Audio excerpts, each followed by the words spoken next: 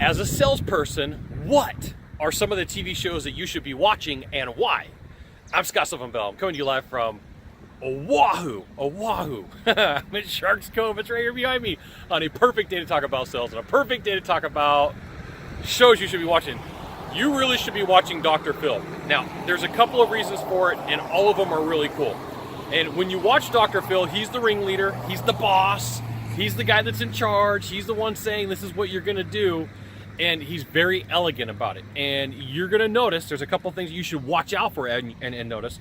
And the first thing is he doesn't really ever get upset. He's even keeled a lot of the times, no matter how weird, no matter how strange, no matter how upset the people get, he's very even keeled.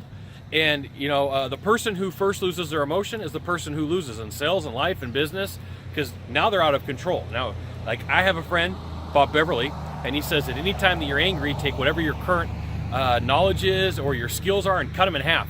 And I think, wow, you know, you look at somebody who's angry and upset, they're really not going to have the abilities to do a lot of stuff. Now, that doesn't say angry people won't buy. Angry people will still buy, okay? So the things that you want to watch for in Dr. Phil, you want to watch for heightened tension. You want to watch for a lot of drama, and you want to watch those bridge gap statements where somebody's yelling and screaming, and Dr. Phil says something along the lines of like, hey, look, you know, this is what we're going to do. It's a conversation starter. It's a way for him to get the people to the next step. Now, there's a couple of other things you need to watch for, and one of them is the way that he asks questions and the way that he interviews people, because it's not a sales call, it's an interview. You're interviewing the person to get them to the next step, to gather information so it can be later used against them, possibly in the objection process if they have them, right? That happens, that does. So you got those two major things from Dr. Phil, and then, you know, the other thing that you can watch for is body language. When somebody's uncomfortable, that there's a lot of things that they do. So you could use the body language of sales. So when somebody lies, they typically touch their nose. It's called the Pinocchio effect. That happens, okay? When somebody is uncomfortable, they typically start soothing themselves. They'll start rubbing themselves in different places. It could be their leg. It could be like the way that they're rubbing their hands or looking for self-soothing. So there's a lot of things that you can watch and learn from Dr. Phil that you'll be like, wow.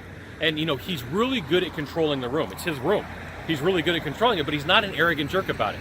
So you should check out Dr. Phil. It's a good show. Now there is a warning. It's really easy to get drawn into a show like that and always want to watch it and like not take notes because it's compelling. You're like, oh, this is what's going on.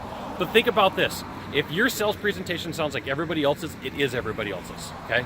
So, and it's not a sales call, it's a performance, and you need to know that. You need to know that you're not just there to show up and throw up.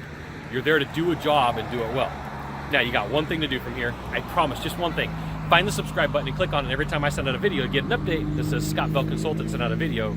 You should check it out, which you should. We'll see you soon. Aloha.